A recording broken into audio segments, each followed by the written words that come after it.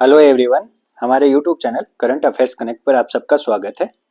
आज की क्लास में हम भारत के सबसे भारी नौसैनिक संचार उपग्रह CMS-03 GSAT 7R के बारे में पढ़ेंगे। इसका दूसरा नाम है GSAT 7R, CMS-03 भी इसको बोला जाता है। तो इसके बारे में हम डिस्कस करेंगे। तो भारतीय अंतरिक्ष अनुसंधान संगठन इसरो है, उसके द्वारा 2 नवंबर 2025 को सतीश धवन अंतरिक्ष केंद्र SDSC श्रीहरिकोटा से इसको सफलतापूर्वक लॉन्च किया गया है। तो CMS-03 या GSAT 7R को इसरो के द्वारा कहां से लॉन्च किया गया है? तो ये किया गया है सतीश धवन अंतरिक्ष केंद्र श्रीहरिकोटा से। कब किया गया? 2 नवंबर 2025 को। और इसको किस लॉन्च व्हीकल से प्रक्षेपित किया गया है, लॉन्च किया गया है? तो इसका लॉन्च व्हीकल का नाम है लॉन्च व्हीकल मार्क 3 M5। ये जो M5 है ये इसकी 5वीं उड़ान को डिनोट करता है, तो 5वीं उड़ान को दर्शाता है। तो लॉन्च व्हीकल मार्क 3 है, उसके द्वारा इसको लॉन्च किया गया है CMS-03 या GSAT 7R को। और ये एक मल्टी बैंड संचार उपग्रह है। क्या है ये? मल्टी बैंड कम्युनिकेशन सैटेलाइट है। तो GSAT 7R क्या है? एक मल्टी बैंड कम्युनिकेशन सैटेलाइट है और ये भारत का सबसे भारी स्वदेशी रूप से निर्मित संचार उपग्रह है। ये भारत का सबसे भारी स्वदेशी रूप से निर्मित संचार उपग्रह है। इससे भारी एक और था GSAT 11, लेकिन उसको विदेश से लॉन्च किया गया था। तो ये भारत की धरती पर लॉन्च किया गया स्वदेशी रूप से निर्मित सबसे भारी उन्नत संचार उपग्रह है CMS-03 या GSAT 7R। इसका वजन है वो लगभग 4400 किलोग्राम है, 4 टन से अधिक वजनी है। और पहली बार भारत ने 4 टन से अधिक वजनी उपग्रह को भारत से लॉन्च किया है। और किसके द्वारा, कौन सा इसका लॉन्च व्हीकल यूज किया है? Launch vehicle mark 3 M5। तो लॉन्च व्हीकल मार्क 3 M5 के द्वारा इसरो ने पहली बार भारत से 4 टन से अधिक वजनी उपग्रह को लॉन्च किया है और इसको GTO या जियो सिंक्रोनस ट्रांसफर ऑर्बिट में स्थापित किया गया है। कहां पर स्थापित किया गया है? GTO या जियो सिंक्रोनस ट्रांसफर ऑर्बिट। तो ये GTO क्या होती है? तो GTO जो होती है वो एक कक्षा से दूसरी कक्षा में जाने के लिए प्रयुक्त की जाने वाली कक्षा होती है। एक तरह से ये संक्रमण या स्थानांतरण कक्षा होती है, जो जब उपग्रह को जियो स्टेशनरी ऑर्बिट, जो लगभग 36,000 किलोमीटर की ऊंचाई पर स्थित होती है, 36,000 किलोमीटर की ऊंचाई पर स्थित होती है जियो स्टेशनरी ऑर्बिट, उसमें स्थापित करना होता है। तो उपग्रह को GTO में लॉन्च व्हीकल के द्वारा प्रक्षेपित कर दिया जाता है और वहां से जो सैटेलाइट होता है वो उसके ऊपर जो ऑनबोर्ड मोटर लगी होती है उनका उपयोग करके और जियो स्टेशनरी ऑर्बिट है उसके कक्षा में प्रवेश कर जाता है। तो GTO होती है एक तरह से स्थानांतरण कक्षा होती है। तो इसमें इसको स्थापित किया गया है और ये उपग्रह जियो स्टेशनरी ऑर्बिट है, जियो स्टेशनरी ट्रांसफर ऑर्बिट, उससे GEO में चला जाएगा। ऑनबोर्ड मोटरें जो इस पर लगी हुई है उनका उपयोग करके ये GEO में चला जाएगा। और GEO क्या होती है? जियो स्टेशनरी ऑर्बिट। तो ये लगभग 36,000 किलोमीटर की ऊंचाई पर स्थित पृथ्वी की भूमध्य रेखा के ऊपर, इसमें 36,000 किलोमीटर पृथ्वी से 36,000 किलोमीटर की ऊंचाई पर स्थित कक्षा होती है। और ये पृथ्वी की घूर्णन के, इसमें जो सैटेलाइट जो लॉन्च किए जाते हैं, प्रक्षेपित किए जाते हैं, वो पृथ्वी के घूर्णन के अनुरूप पश्चिम से पूर्व की ओर पृथ्वी के साथ साथ गति करते हैं।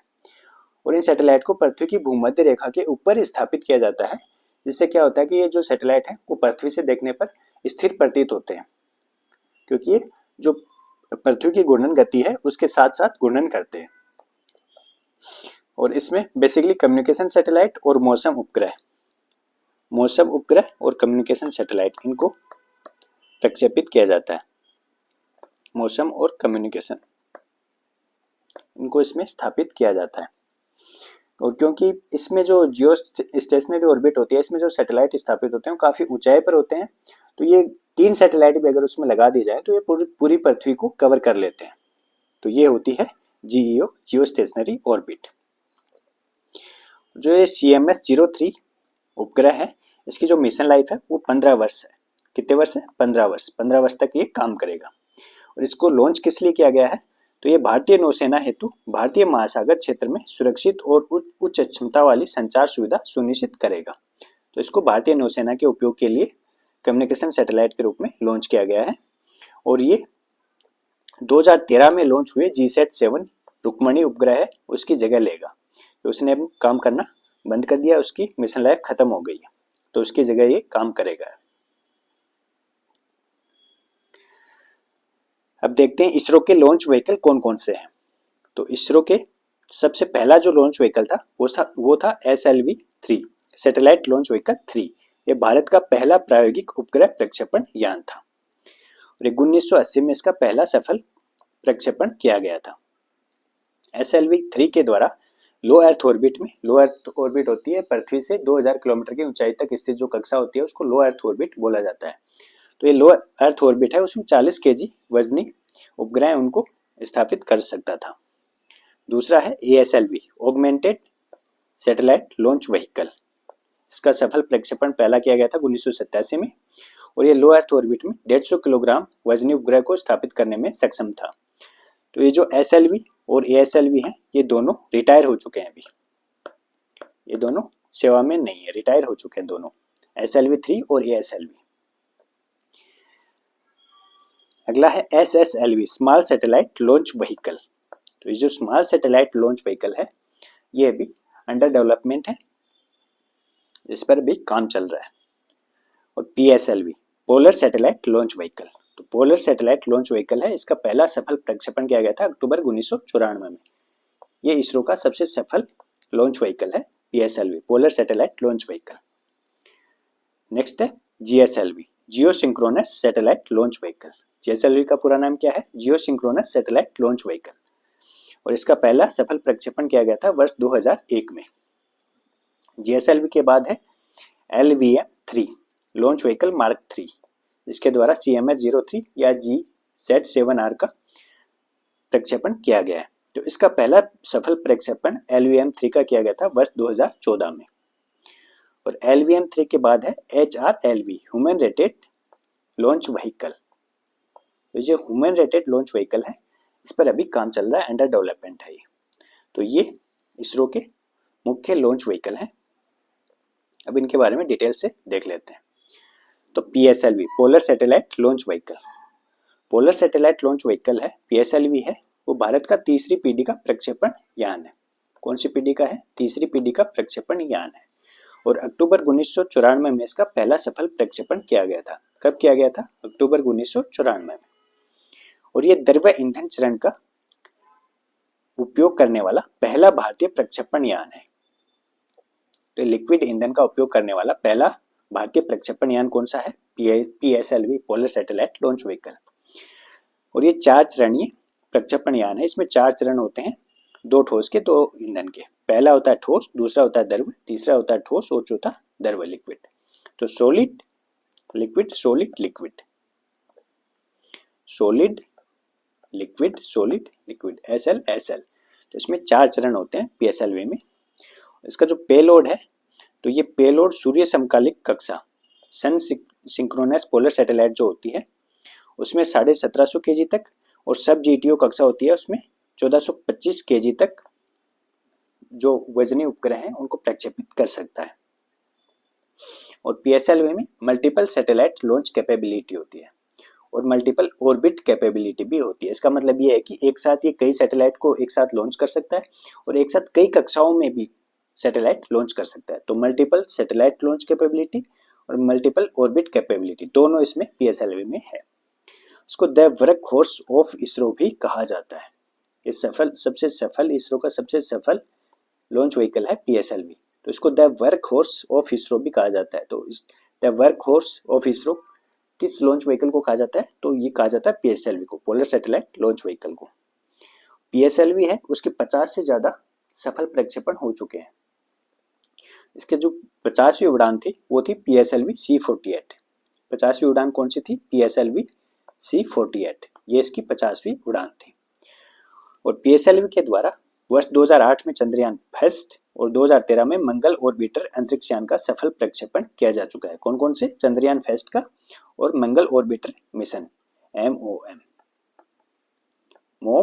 और चंद्रयान फर्स्ट का इसके द्वारा सफल प्रक्षेपण PSLV के द्वारा किया जा चुका है। और वर्ष 2017 में PSLV C-37 के द्वारा एक साथ 104 उपग्रह लॉन्च किए गए थे। ये रिकॉर्ड था, एक बार में एक साथ 104 उपग्रह PSLV C-37 के द्वारा लॉन्च किए गए थे। तो ये था PSLV के बारे में। अब है GSLV, geosynchronous satellite launch vehicle. यहाँ पर एक इम्पोर्टेंट फैक्ट है, वो देख लेते हैं कि पहला भारतीय उपग्रह कौन सा था। तो पहला भारतीय उपग्रह था आर्यभट्ट और ये 19 अप्रैल 1975 को लॉन्च किया गया था। पहला भारतीय उपग्रह जो आर्यभट्ट, भारत के प्राचीन खगोलविद थे, उनके नाम पर इसका नाम रखा गया था और ये 19 अप्रैल 1975 को लॉन्च किया गया था। कहाँ से लॉन्च किया गया था इसको? कपुस्टिन यार, सोवियत रूस से कपुस्टिन यार जगह है, वहाँ से लॉन्च किया गया था, सोवियत रूस से। और इसके लिए जो रॉकेट यूज किया गया था वो था कॉस्मोस 3M रॉकेट। रॉकेट का नाम था कॉस्मोस 3M रॉकेट। तो भारत का पहला उपग्रह था वो था आर्यभट्ट और इसको 19 अप्रैल 1975 को कपुस्टिन यार से सोवियत कॉस्मोस 3M रॉकेट के द्वारा प्रक्षेपित किया गया था। अब देखते हैं GSLV, geosynchronous satellite launch vehicle. तो GSLV है वो एक 3 श्रेणी प्रक्षेपण यान है। इसमें 3 चरण कौन कौन से होते हैं? पहला सॉलिड, दूसरा लिक्विड और तीसरा होता है क्रायोजेनिक। तीसरा क्रायोजेनिक होता है। तो पहले भारत के पास क्रायोजेनिक इंजन नहीं था, तो शुरू में रूस के द्वारा निर्मित क्रायोजेनिक इंजन का इसमें प्रयोग किया गया था और पहली बार जनवरी 2014 में GSLV D5 में स्वदेशी रूप से विकसित क्रायोजेनिक इंजन का इसमें उपयोग किया गया। तो पहली बार क्रायोजेनिक इंजन का उपयोग कब किया गया GSLV में? तो इसमें किया गया GSLV D5 जनवरी 2014 में। जो भारत का क्रायोजेनिक इंजन है उसका नाम है CE 7.5। ये भारत का क्रायोजेनिक इंजन है और इसका विकास क्रायोजेनिक अपर स्टेज प्रोजेक्ट है, CUSP cryogenic upper stage project. उसके तहत लिक्विड प्रोपल्सन सिस्टम सेंटर, ये इसरो का एक सेंटर है, लिक्विड प्रोपल्सन सिस्टम सेंटर, उसके द्वारा किया गया। तो भारत का पहला क्रायोजेनिक इंजन है CE 7.5 और इसका विकास किया गया है इसरो के लिक्विड प्रोपल्सन सिस्टम सेंटर के द्वारा और पहली बार इसका उपयोग किया गया था GSLV D5 में। तो GSLV है वो लो अर्थ ऑर्बिट में 6000 kg और GTO में 2250 kg तक का पेलोड स्थापित करने में सक्षम है। लो अर्थ ऑर्बिट में मतलब 2000 किलोमीटर की ऊंचाई तक 6000 kg और GTO जो लगभग 36,000 किलोमीटर की ऊंचाई है, तो वहां पर 2250 kg तक का पेलोड स्थापित करने में सक्षम है और ये बड़े संचार उपग्रहों का प्रक्षेपण के लिए आइडियल है। तो बड़े कम्युनिकेशन सैटेलाइट होते हैं, उनका प्रक्षेपण ज्यादातर GSLV के द्वारा ही किया जाता है। नेक्स्ट है लॉन्च व्हीकल मार्क 3, जिसके द्वारा अभी CMS-03 या GSAT-7R का प्रक्षेपण किया गया है। तो इसका पुराना नाम था वो था geosynchronous launch vehicle mark 3। GSLV mark 3 इसको पहले कहा जाता था, बाद में इसका नाम बदल करके लॉन्च व्हीकल मार्क 3 LVM-3 कर दिया। इसमें भी 3 चरणीय यान है। ये भी इसमें सॉलिड, लिक्विड और क्रायोजेनिक 3 स्टेज का उपयोग किया जाता है, 3 इंजन का उपयोग किया जाता है, सॉलिड, लिक्विड और क्रायोजेनिक स्टेज 3 चरण होते हैं इसमें भी। और ये 8000 kg तक का पेलोड लो अर्थ ऑर्बिट में जो पृथ्वी की सतह से 2000 किलोमीटर की ऊंचाई तक स्थित होती है और 4000 kg तक का पेलोड जियो सिंक्रोनस ऑर्बिट में, जो जियो सिंक्रोनस ऑर्बिट होती है GEO, उसमें लगभग 36,000 किलोमीटर की ऊंचाई तक स्थापित करने में सक्षम है।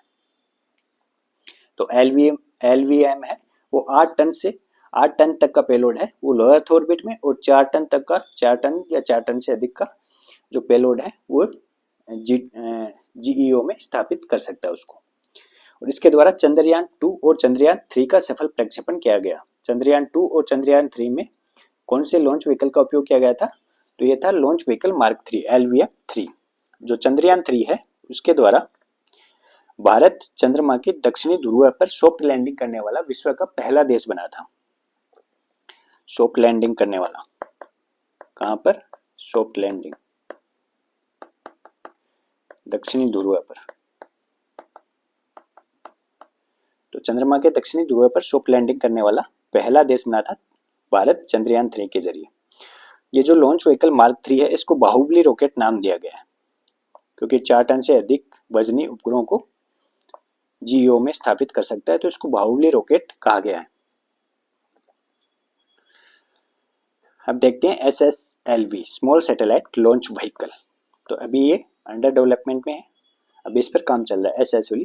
SSLV small satellite launch vehicle ये एक त्रिचरणीय प्रक्षेपण यान है। इसमें मुख्य रूप से 3 चरण होते हैं, जो 3 सॉलिड स्टेट होती हैं और एक होता है लिक्विड स्टेज आधारित वेग trimming model, velocity trimming model. तो इसमें बेसिकली 3 होती हैं और एक अलग से होती है ध्रुव प्रणोदन आधारित वेलोसिटी ट्रिमिंग या वेग ट्रिमिंग मॉड्यूल। तो इसमें लिक्विड और सॉलिड दोनों का प्रयोग इसमें किया जाता है और ये सिंगल या मल्टी सैटेलाइट, नैनो, माइक्रो और मिनी उपग्रह प्रक्षेपित करने में सक्षम है। जो बहुत छोटे आकार के उपग्रह हैं उनको ये प्रक्षेपित कर सकता है, उनके लिए वाइबल है, फिजिबल है। ये 500 किलोमीटर प्लानर ऑर्बिट में 500 केजी तक का एकल उपग्रह या 10 केजी से 300 केजी तक के 3 multi satellite 500 kilometre planar orbit में स्थापित कर सकता है। तो SSLV जो स्मॉल सैटेलाइट लॉन्च व्हीकल है उसको किस लिए बनाया जा रहा है? तो जो 500 किलोमीटर तक प्लानर ऑर्बिट है उसमें 500 केजी तक के उपग्रहों को स्थापित करने के लिए। कौन से उपग्रह? नैनो, माइक्रो, मिनी, मतलब बहुत छोटे आकार के जो उपग्रह हैं उनको भी ये स्थापित कर सकता है। और इसकी विशेषताएं क्या क्या हैं? तो इसमें एक तो लागत कम आती है, इसमें कम टर्न अराउंड समय लगता है, एक से अधिक उपग्रहों को ये लॉन्च कर सकता है और मांग पर प्रक्षेपण की व्यवहार्यता, ऑन डिमांड लॉन्च फिजिबिलिटी।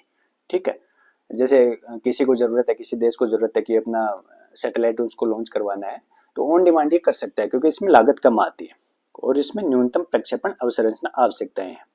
तो ये कॉमर्शियली वाइबल है। तो इसरो इसका विकास है वो कॉमर्शियली जो मार्केट है उसको एक्सप्लोर करने के लिए कर रहा है। SSLV small satellite launch vehicle का ये on demand access to space for small satellite SSLV। Next है HRLV human rated launch vehicle. तो ह्यूमन रेटेड लॉन्च व्हीकल है, अभी इसका भी काम चल रहा है, इस पर भी काम चल रहा है, ये भी अंडर डेवलपमेंट है और इसका उपयोग है वो गगनयान मिशन के लिए किया जाएगा। तो गगनयान मिशन क्या है कि इसमें जो 4 अंतरिक्ष यात्री हैं उनको अंतरिक्ष में भेजा जाएगा और उनको सुरक्षित रूप से वापस लेके आया जाएगा। तो गगनयान मिशन में इसी का उपयोग किया जाएगा HRLV human rated launch vehicle का। और एक 3 श्रेणीय प्रक्षेपण यान है, ठोस, द्रव और क्रायोजेनिक। 3 स्टेज होंगे इसमें, ठोस, द्रव और क्रायोजेनिक। और ये ऑर्बिटल जो मॉड्यूल है उसको 400 किलोमीटर दूर लो अर्थ ऑर्बिट में प्रक्षेपित करने में सक्षम है। लो अर्थ ऑर्बिट होती है अपना जो इंटरनेशनल स्पेस स्टेशन है वो भी लो अर्थ ऑर्बिट में ही स्थापित है। तो ये लो अर्थ ऑर्बिट में अंतरिक्ष यात्रियों को लेके जाएगा और सुरक्षित रूप से वापस लेके आएगा। तो इसमें क्रू एस्केप सिस्टम भी शामिल है क्योंकि अंतरिक्ष यात्रियों को वापस भी लेके आना है। तो इसमें एक क्रू एस्केप सिस्टम भी लगाया गया है, जो यहाँ पर इसके आगे लगा हुआ है, ये है क्रू एस्केप सिस्टम। तो क्रू एस्केप सिस्टम एक तो इनको वापस लेके आएगा और इसके अलावा अगर किसी भी चरण में लॉन्च व्हीकल में कोई भी गड़बड़ी हो जाती है तो जो अंतरिक्ष यात्री हैं वो क्रू एस्केप सिस्टम के द्वारा बच सकते हैं। क्रू एस्केप सिस्टम में ये सुविधा है कि अगर कहीं पर भी गड़बड़ी हो जाती है तो ये अलग हो जाएगा प्रक्षेपण यान से और ये अंतरिक्ष यात्रियों को सुरक्षित रूप से वापस धरती पर लेके आ जाएगा। तो क्रू एस्केप सिस्टम भी इसमें लगाया गया है। और कुछ फैक्ट है ये देख लेते हैं। तो भारत के संचार उपग्रह, तो भारत का जो संचार उपग्रह वो कौन कौन से हैं? एक तो इनसैट श्रृंखला के हैं और दूसरे जीसैट श्रृंखला के हैं। अभी जो CMS-03 लॉन्च किया गया है वो जीसैट श्रृंखला का है, उसका नाम दूसरा नाम है GSAT-7R। तो ये 2 श्रृंखला के उपग्रह हैं, वो सैटेलाइट, वो कम्युनिकेशन सैटेलाइट है। और जो भारत का पहला कम्युनिकेशन सैटेलाइट था वो था Ariane passenger payload experiment, Apple नाम था उसका, Ariane passenger payload experiment, Apple. ये इसरो का पहला स्वदेशी प्रायोगिक संचार उपग्रह था और इसको कोरू, फ्रेंच गुयाना से 19 जून 1981 को यूरोपियन स्पेस एजेंसी के एरियन फेस्ट प्रक्षेपण यान से लॉन्च किया गया था। एरियन 1 से लॉन्च किया गया था, यूरोपियन स्पेस एजेंसी का लॉन्च व्हीकल था, उससे लॉन्च किया गया था 19 जून 1981 को। तो भारत का पहला संचार उपग्रह कौन सा था? Apple, Ariane passenger payload experiment. तो भारत के पास अभी ये लॉन्च व्हीकल हैं, उनमें से PSLV, GSLV,